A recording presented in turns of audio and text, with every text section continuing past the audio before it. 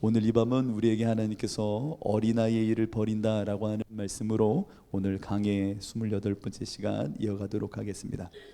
여러분, 구원받은 사람들의 특징이 있다면 우리 주일날 말씀드렸던 것처럼 하나님의 사랑에 이끌려 그 사랑에 힘을 얻어 빛으로 나아가는 인생을 사는 겁니다. 그래서 이 땅에서 구원이라는 은혜가 얼마나 위대한지 그 빛으로 나아가면서 더 깨달아지는 것이 구원받은 자들의 삶입니다. 그렇죠. 빛으로 부르시니 그 은혜에 묶여서 하나님께 나아가니 얼마나 이 하나님의 큰 은혜인지를 깨닫는 겁니다. 그래서 바울이라는 인생은 처음에 사도 중에 사도라고 말하였던 그 인생이 나 사도 중에 작은 자요, 그러더니 나 성도 중에 작은 한 명일 뿐입니다 라고 말하는 인생을 살다가 마지막에는 나는 죄인 중에 괴수로 끝나버립니다. 이것은 신앙이 점점 쇠퇴하는 게 아니에요. 더 하나님의 은혜에 붙잡히니 그 은혜 가운데 주의 구원의 은혜가 얼마나 큰지를 알아가는 겁니다. 이게 구원받은 사람이죠. 또한 우리는 왜 구원을 받아야만 하는 존재인지를 그 인생을 통해 하나님께서는 깨닫게 하시는 것이 구원받은 자들의 삶입니다. 하나님께 나아가니 내가 어떠한 존재인지를 자꾸만 확인하게 되는 겁니다. 그 사랑에 이끌려 하나님께 영적으로 생명으로 나아가고 말씀의 빛 앞으로, 하나님 앞으로, 예수 그리스도와의 연합의 자리로 늘 가까이 가니 이야, 내가 어떤 존재구나 라고 하는 것을 늘 발견하게 되는 겁니다. 때론 발견할 수 없는 인생이면 하나님께서는 사람 채찍과 인생 막대기를 들어서 그들에게 환난과 인내를 통해서라도 십자가 앞에 내가 누구인지를 늘 깨닫게 만들어내시는 겁니다. 이게 구원받은 사람들의 여정이요, 삶의 모습이라는 겁니다. 그러면 빛으로 나아가고 구원의 여정 속에 하나님의 은혜를 알아가고 그 은혜로 나아갈 때 내가 누구인지 자기 확인 속에 자기 죽음을 맞는 이 모든 과정을 한마디로 요약하면 오늘 바울의 말씀처럼 그리스도의 장성한 분량이 충만한 데까지 이르는 삶이다 라고 말하는 겁니다. 하나님의 사랑에 이끌려 그렇게 끌려가는 이 인생이 정말 그리스도의 장성한 분량, 어린아이의 일을 버리고 정말 신앙의 성장의 모습으로 나아가는 삶이 된다는 것이죠. 이것이 바울에게는 참으로 사모되는 삶의 모습이었고 오늘 우리 주사랑 교회도 마찬가지가 돼야 됩니다. 그냥 어제처럼 살면 되고 그냥 첫사랑만 회복하면 되지 않을까? 그냥 답답할 때 한 번 정도 회개해서 처음 예수님 만났을 때 그 기분 한번 느껴보면 되는 거 아닌가? 아니요, 그런 거 없어요. 하나님을 향하여 늘 장성한 분량에 이르도록 하나님의 부르심을 따라서 성장해야 되는 것이 바로 우리의 모습이요, 구원받은 자들에게 주어진 책무요, 책임이라는 겁니다. 그렇다면 구원받은 사람들이 한 몸 된 교회를 이루기 위해서 해야 될 일이 있다라고 바울은 이야기합니다. 그 이야기를 함께 오늘 조금 더 나누려고 합니다. 그렇다면 하나님의 아들을 믿는 것 그리고 아는 일에 이 교회된 우리들은 성장함 속에 하나가 됨을 알아야 된다라는 겁니다. 그러니까 하나님의 아들을 믿는 일과 그분을 아는 일이 하나가 돼야 된다는 겁니다. 예수를 잘 믿고 또 그분을 잘 알아야 되는 것, 이것이 성장한 믿음을 갖는 교회의 모습이고 우리들의 신앙 목적이 되어야 된다라고 하는 겁니다. 여러분들은 예수를 믿는 일과 아는 일에 하나가 되어야 됩니다. 예수님을 믿는 일 그리고 아는 일은 하나입니다. 베드로전서를 보면 이런 말씀이 있습니다. 너희가 믿음의 덕의 지식의 절제를 쌓으라 라고 말하죠.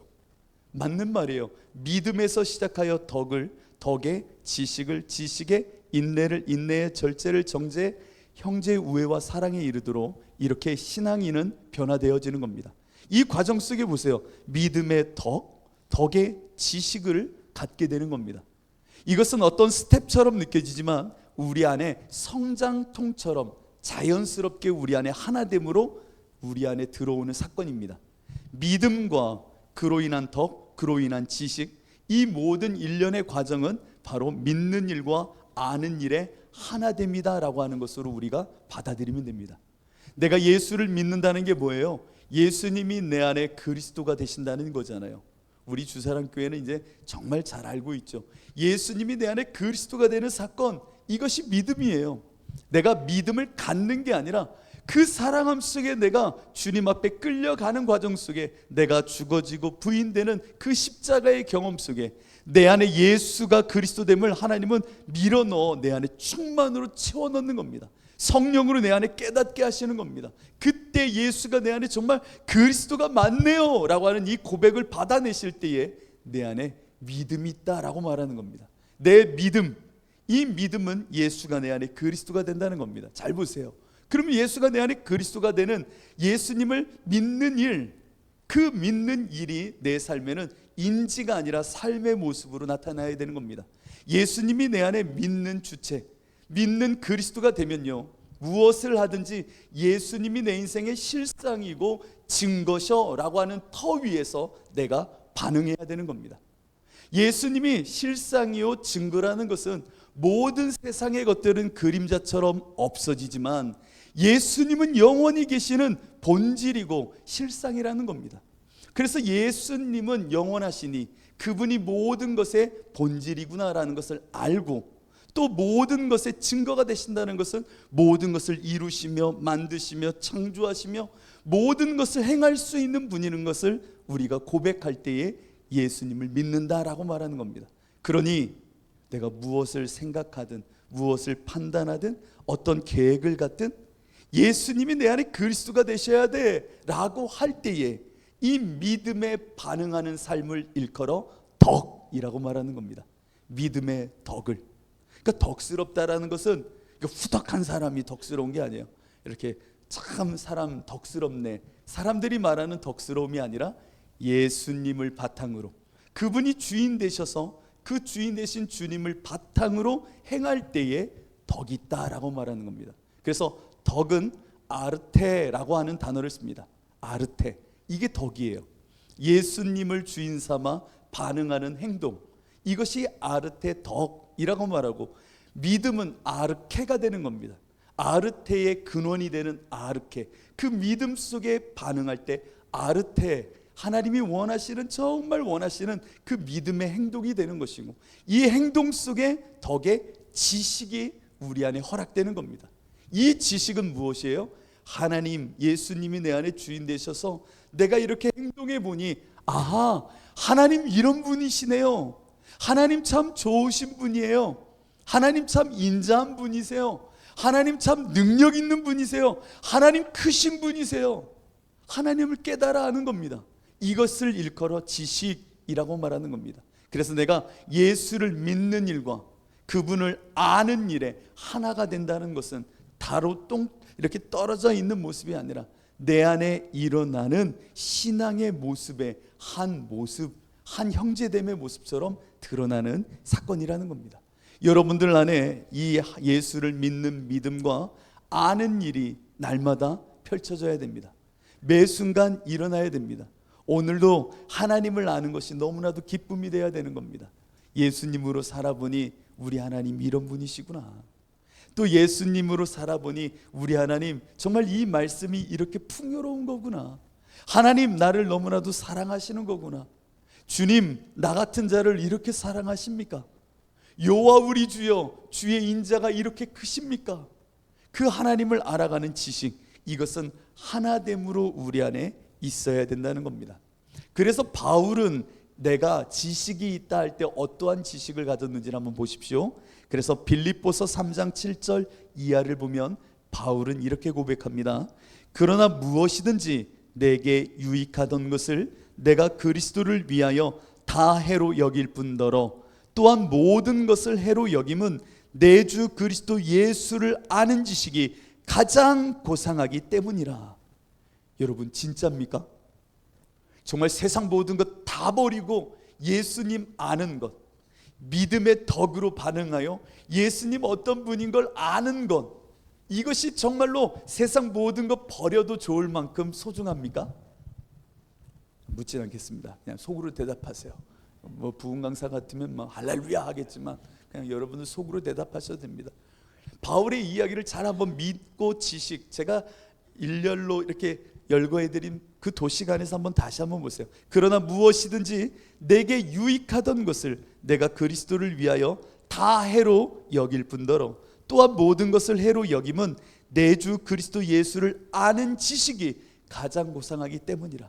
세상을 살면서 세상의 방법이 있고 세상의 원리가 있지만 난 예수가 실상이고 증거, 그 믿음됨을 내가 알기에 믿음이신 예수님 아르케에 반응하여 나는 덕을 쌓는 행위 속에 우리 주님이 이런 분이셔 라고 하는 것을 아는 이 지식이 너무나도 크니까 세상의 원리도 버리고 세상 명예도 버리고 세상에 유익하다 했던 모든 것을 나는 해로 여겨서 다 없는 것처럼 생각하겠다라는 겁니다. 이게 바울이 예수를 믿는 일과 아는 일이 하나 되어졌다라고 말할 때의 모습이라는 겁니다. 그렇게 내가 예수를 알고 예수님을 믿는 이 삶이 펼쳐질 때에 우리의 삶은 성장하는 겁니다. 깊어지는 겁니다. 이것이 주님의 시절을 따라 성장하는 철드는 삶입니다. 네가 어린아이였을 때는 어린아이의 생각을 하고 어린아이의 일을 하였지만 네가 장성하여서는 어린아이의 일을 버렸구나. 예수를 더 깊이 하니까 예수님 안에서 절제와 인내를 이제 알았구나. 그래, 그것이 너의 성숙됨이고 너의 풍요며 내 빛으로 나온 성장한 자의 모습이지. 이것이 정말 하나님이 우리를 불러내시는 지식과 알매 그리고 믿음의 모습이라는 겁니다. 그렇다면 교회는 바른 그리스도를 믿고 알므로 그 안에서 지어져 가야 됩니다. 나 혼자만 성숙하는 것이 아니라 교회로 우리가 모였다면 교회는 함께 지어져 가야 되는 겁니다. 지어져 가야 되는 겁니다. 옛날에는요 이런 이야기 많았어요. 교회 수준은 꼭 그런 건 아닌데 목회자의 수준이다 라고 말한 적이 있어요. 그 교회의 영적인 수준은 목회자의 수준이래요. 그러니까 누굴 탓할 것도 없어요. 목회자들은 그 안에서 가르치고 주님의 말씀의 풍요와 그 예수로 살아가는 자의 기쁨을 목회자가 먼저 드러내고 보일 줄 알아야겠죠. 그런데 성도 사이에서도 이런 모습은 있어야 되는 겁니다. 옆에 있는 분들 보세요. 근사하시잖아요. 아닌데 집에 가면 아닌데. 알아요. 집에 가면 아닌 거 다 알아요. 근데 뭐 어떻게 하겠어요. 근데 알잖아요. 이전보단 나아졌잖아요. 그래도 예수 믿으니까 이 정도라도 됐지라고 싶은 마음이 있잖아요. 여기까지 나오지만 근데 그 마음이에요. 그 마음 속에 우리는 함께 지어져 가는 겁니다. 서로 옆에 있는 일을 보면서 도전이 되는 거예요. 이렇게 예수 믿는 거구나. 이와 같은 신앙을 가져야 되는구나. 그런데 이 과정 속에 우리는 주의해야 되는 것이 있습니다. 그래서 오늘 바울이 말하는 겁니다.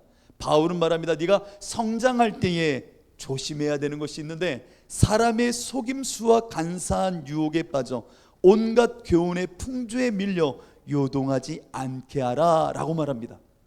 우리가 성장하지 않으면 이와 같은 일을 당하게 되어 있다는 겁니다.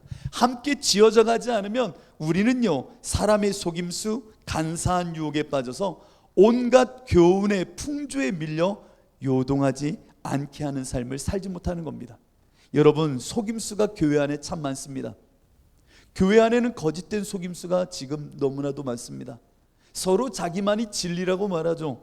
여기 있는 목사도 그런 사람 중에 하나인지도 모릅니다. 그러나 저는 그들과 다른 게 있어요. 무엇이 다르냐면 온유와 두려움으로 나의 소망의 이유를 말하고 있다는 겁니다. 나의 확신을 갖고 말하는 게 아닙니다. 저는 온유와 두려움으로 주님의 말씀을 여러분들에게 감히 전합니다. 속임수는요 자기 힘과 자기 숭배에서 나오는 것이 속임수입니다. 많은 거짓 선지자, 많은 거짓 그리스도인들, 그들의 모습은요 어떠한 이적과 기사, 표적과 그리고 초월적인 어떤 사건을 통하여 자신을 드러내려고 합니다. 요즘 이런 게 너무 많이 많아지고 있습니다.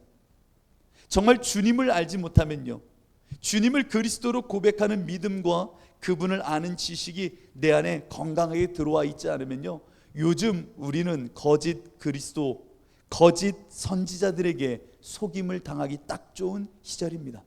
교회 안에 있지만 무당과 다를 것이 없고, 교회 안에 있지만 거짓 속임과 술수에 능한 말씀들이 많아지는 때입니다. 여러분들, 이와 같은 때에 우리는 더 성장한 신앙으로 나아가야 됩니다. 그렇지 않으면 속임수에 빠지기 쉽고 간사한 유혹에도 빠지기 쉽습니다. 골로새서 2장 8절을 보니까 누가 철학과 헛된 속임수로 너희를 사로잡을까 주의하라. 이것은 사람의 전통과 세상의 초등학문을 따름이요 그리스도를 따름이 아니니라. 여러분, 교회 안에도요 속임이 많습니다. 근데 그 속임과 함께 간사한 유혹도 많습니다. 어떠한 유혹이 많나 하고 생각해 보니까 제 생각에는 교회 안에 간증이란 이름 속에 수많은 유혹들이 참 많습니다. 간증은요, 교회 안에 간증은요, 예수 그리스도의 남겨진 고난을 채우는 게 간증이 되어야 되는 겁니다. 잘 되는 이야기가 간증이 아니라 예수 그리스도를 채워가는 삶의 십자가의 이야기가 있는 것이 교회 안에 간증이 되어야 된다고요. 그런데 교회 안에 많은 이야기는 동화보다 더 동화 같은 금은보화를 얻는 일확천금을 얻을 수 있는 비법을 말하는 것이 교회 안에 간사한 유혹으로 들어버렸습니다. 내가 이렇게 했더니 하나님이 이런 복을 주시더라. 내가 이렇게 했더니 남들보다 우리 자녀들이 더 잘 되더라. 내가 이렇게 했더니 우리 교회가 이렇게 수적으로 더 늘어나더라. 이것이 간증이 아니에요. 간증은 예수 그리스도의 남겨진 십자가의 고난이 채워져 오직 하나님의 영광이 드러나는 것, 독사의 영광이 드러나는 것이 간증입니다. 그런데 교회 안에 허탄한 사람의 속임과 철학과 신화가 판치면서 그 안에 간사한 유혹으로 사람들을 유혹하더라는 겁니다. 그러니 예수만을 그리스도로 믿는 가운데 그분의 반응한 덕과 그로 인한 지식이 우리 안에 늘 쌓여져 가야 됩니다. 그렇지 않으면 이 속임수에 넘어질 수밖에 없다는 겁니다. 누가 이렇게 잘 넘어집니까? 어린아이로 남아있는 성도들이 이와 같은 간사한 속임과 간사한 유혹에 넘어집니다. 어린아이의 모습 몇 가지만 시간이 많지 않으니까 나누고 오늘 마치려고 합니다. 믿음으로 덕에 지식으로 넘어가지 않으면 어린아이로 남아있는 신앙인들이 많습니다. 근데 이 어린아이의 신앙의 모습을 제가 그림의 언어로 몇 가지만 제가 생각할 때에 어린아이의 신앙에 남아있는 사람들의 특징 한 세 가지만 나누려고 합니다. 첫 번째는 자기가 전능자라고 생각합니다. 어린아이들 보세요. 울면 부모는 다 해준다 생각합니다. 내가 울면 다 해주는 거야. 땡깡 피우는 거죠. 땡깡 피워가지고 내가 얻고자 하는 것을 울면서 다 조정하고 얻어내려고 한다는 겁니다. 이것을 통하여 자기의 어떠한 욕구를 채우려고 하죠. 그런데 어린아이의 신앙을 갖고 있는 성도들이 교회 안에서도 하나님 앞에 이와 같습니다. 하나님 이거 해주세요. 하나님 나 시험 들 거예요. 이거 안 해주면 나 시험 들 거예요. 이거 안 해주면 나 이번 주 교회 안 갈 거예요. 나 이거 안 해주면 하나님 안 믿을 거예요. 이런 성도들이 너무나도 많아지고 있어요. 정말 많아지고 있어요.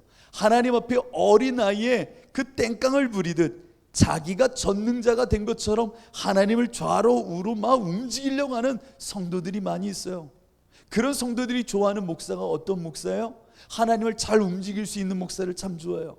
어느 목사님은 이렇게 하나님을 왼쪽으로 오른쪽으로 마음껏 움직이더라, 하나님을 잘 조종할 수 있다더라 하면 거기에 몰리는 거예요. 어린아이의 신앙은 이와 같은 거예요. 눈에 보이는 자기의 이익과 욕심, 자기의 욕망이 채워질 수 있도록 자신의 혈기 속에 하나님을 조종하려고 하는 이런 신앙인, 이런 자가 바로 어린아이의 신앙에서 자라지 못하고 있는 신앙인의 모습입니다. 여러분, 어린아이가 많으면 그 공간에 무슨 일이 많습니까? 싸움이 많아요. 애들끼리 모여 있으면 우리 협력하자, 뭐 양보하자 이런 일이 있나요? 자, 그러면 뭐 약육강식의 그 싸움과 다툼과 적자 생존이 넘쳐나는 게 그들 문화 아닙니까? 와, 여러분들 어린아이의 신앙은 벗어야 됩니다. 나를 중심으로 모든 것을 통제하고 움직이려고 하는, 자기가 전능자가 된 것처럼 살려가려고 하는 이 신앙인, 그것이 어린아이의 신앙입니다. 두 번째는 오락과 자기 흥분을 참 좋아합니다. 그러니까 내 즐거움만을 구하는 것이 많다는 겁니다. 아이들은요 온통 자기 흥미와 재미 이것에 빠져 삽니다. 그러니까 교회에 와서도 내 감정을 채우려고 하는 거예요. 예배가 어느 틈인가 내 감정 노름이 되는 거예요. 내 감정을 채우려고, 내 즐거움을 위하여, 내 흥미를 위하여 모든 것을 요구하고 교회에 바라고 하나님께 그것을 요청하는 겁니다. 이것이 어린아이의 자기 흥분에 묶인 어리석은 어린아이의 신앙의 모습이라는 겁니다. 여러분들의 모습을 한번 잘 생각해 보세요. 제가 우리 중고등부 아이들을 섬길 때의 일입니다. 어린 이 중고등부 아이들을 섬길 때 참 그때는요, 지금 제가 중고등부 아이를 키우고 있습니다. 저희 집에서 키우고 있는데 저는 정말 전도사를 어떻게 했는지 모르겠어요. 진짜 모르니까 했던 것 같아요. 그러니까 아이를 키워보니까 그때 전도사 때는 뭐 젊은 혈기로 했던 것 같은데 정말 모르고 했던 것 같아요. 근데 아무튼 이 아이들이 은혜를 받고 와가지고요, 너무나도 좋은 거예요. 너무나도 좋은 거예요. 이 은혜를 받고 와가지고 수련회가 끝나고 나니까 얼마나 충만합니까? 근데 그 충만함 속에 시간이 흘러가면서 성장을 해야 되는데 성장을 하지 않고 멈춰버리니까 그들이 바라는 게 무엇이냐면, 내가 수련회 때 가서 찬양하면서 눈물을 흘렸었는데 그때 그 감정을 찾고 싶은 거예요. 예수를 찾고 싶은 것이 아니라 그 감정을 다시금 찾고 싶은 거예요. 그 마음도 얼마나 귀해요. 그런데 그 감정을 찾으려고 하니 찾아집니까? 안 찾아지는 거예요. 그래서 제가 수련회를 갔다 와서 몇 달이 지난 후에 아이들이 맨날 모이면 모일수록 우울한 찬양만 하는 거예요. 우울한 찬양. 오 예수님 내가 옵니다. 못 박히신 십자가 앞에. 얼마나 귀한 찬양. 근데 맨날 우울한 찬양만 불러서 제가 설교하러 올라갔다가 종을 쳤어요. 야 그만 좀 해라, 그만 좀 해라. 너희들 예수님을 믿는 첫사랑을 회복하는 게 그 감정의 옛날의 기억을 떠올려서 내가 이전에 느꼈던 그 감정을 찾는 게 첫사랑을 회복하는 게 아니야. 그 사랑의 기쁨으로 나아가는 게 그 예수 그리스도를 만났던 사랑의 첫사랑을 더 깊이 누리는 거야. 얘들아 이거 아니야, 이거 아니야. 참 답답했던 적이 있습니다. 그런데 교회 안에 어린아이가 많다 보니까 교회들이 늘 그 아이들의 기분과 흥분을 채워주려고 어느 틈엔가 하나님 없이 그 감정놀이에 빠져서 신앙의 성장과 성숙, 예수 그리스도의 진리를 알아가는 말씀의 기쁨은 없이 그냥 자기 감정에 취한 교회들이 많아지고 있더라는 겁니다. 여러분 예수 그리스도를 믿고 그분의 지식 안에서 성장하는 교회가 되어야 되는 겁니다. 여러분들 내 감정이 중요한 게 아니에요. 내 감정은 상관없어요. 내가 지금 예배드릴 기분이 아니어도 내 모든 마음의 향방을 하나님께 맞출 줄 아는 자가 정말 생명 있는 자입니다. 내 태도를 완전히 하나님께 그 사랑의 방향을 드리면 되는 거예요. 내 감정이 우울해도 상관없어요. 그 감정과 상관없이 하나님께 나아가려고 하는 자가 성숙한 자예요. 성숙한 자. 마지막으로 어린 아이들은 시기심과 질투심이 참 많은 것 같아요. 시기심과 질투심. 베드로가요 예수님의 수제자 아닙니까? 예수님을 부인했던 이 베드로. 그런데 예수님이 다시금 찾아오셨잖아요. 조반을 마련해 놓고 베드로를 부르고 제자들을 불러서 아침밥 먹이면서 말씀하시는 거예요. 맛있냐? 맛있냐? 역시 말 안 듣는 애들은 밥을 많이 먹여야 되나? 맛있냐? 맛있습니다. 밥 먹다 말고 예수님 이제 물으시잖아요. 너 나 사랑하니? 참, 밥 먹다 왜 이런 거 묻습니까? 주님 사랑합니다. 너 나 사랑하니? 주님 내가 주님 사랑합니다. 너 진짜 나 사랑하니? 주님 내가 주님 사랑하는 거 주님께서 더 잘 아시잖아요. 얼마나 은혜로운 장면입니까? 은혜로운 장면입니까? 그런데 아직 성장하고 성숙한 믿음의 덕의 지식의 절제 인내가지 못했던 베드로가요 그 예수님의 그 사랑 안에 갑자기 찬물을 끼얹는 발언을 합니다. 주님 내가 주님 사랑합니다. 그래 네가 젊어서는 스스로 띠뛰고 원하는 곳으로 다녔지만 이제 네가 두 팔을 벌리리니 내가 네게 허리에 띠를 띄우고 내가 끌고 다닐 거야. 아멘 아멘. 얼마나 은혜스러운 장면입니까? 근데 베드로 갑자기 말하는 주님 잠깐만요. 왜? 근데 제 유아는 어떻게 되는 거예요? 이거 물어보는 거예요. 진짜 엉뚱하잖아요. 너 죽도록 나에게 끌려다닐 거야. 넌 이렇게 죽음을 맞을 수도 있어. 십자가의 길을 갈 거야 하면 아멘하고 가면 되잖아요. 주님 그래요, 나는 이렇게 가는 거 알겠는데 그럼 주님 사랑하는 저 제자는 어떻게 되는 겁니까? 베드로가 이거 묻고 있는 거예요. 그러니까 예수님이 그 분위기에서 뭐라고 말씀하세요? 너는 나를 따르면 되고 걔는 알아서 할 테니까 놔두라, 이렇게 말씀하세요. 이게 우리의 마음이에요. 질투가 많다는 거예요. 내가 은혜 받고도 옆에 있는 사람 보면서 저 집사님은 왜 잘 된대?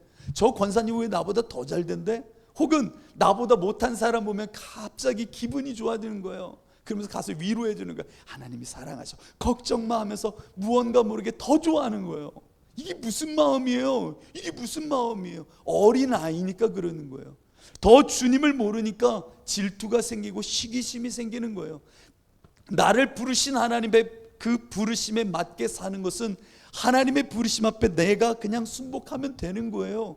옆 사람과 상관없이 내 십자가의 걸음을 나는 가기만 하면 되는 거예요. 왜 좌로나 우로나 치우쳐요? 어느 집사님은, 어느 권사님은, 누구는 어린 아이니까 자꾸만 옆으로 눈을 돌려 시기심과 질투심으로 반응하는 겁니다. 그래서 바울 말하잖아요. 너희들 그런 거에 흔들리지 마. 성장하고 자라가야 돼. 교회는 함께 이렇게 자라가는 공동체야 라고 오늘 말씀하시더라는 겁니다. 여러분, 예수 그리스도를 믿는 일과 아는 일에 하나가 되는 여러분 되시기를 진심으로 축복합니다. 주님이 여러분을 오늘 이 밤도 부르신 겁니다. 구원이 무엇인지를 확인하라고, 하나님의 은혜가 무엇인지 확인하라고, 네가 누구인지를 내 앞에서 확인하라고, 그리고 예수로 살아 그 덕스러움 속에 주님이 누구인지를 알아가는 더 깊어지는 신앙인이 되라고. 언제까지요? 주님이 나 부르시는 그날까지 이와 같은 성장의 길을 가라고 하나님께서는 우리를 부르셨고 오늘 이 말씀을 주시는 겁니다. 바로 여러분들에게 주시는 이 말씀이 능력이 되시기를 축복합니다. 우리 함께 찬양.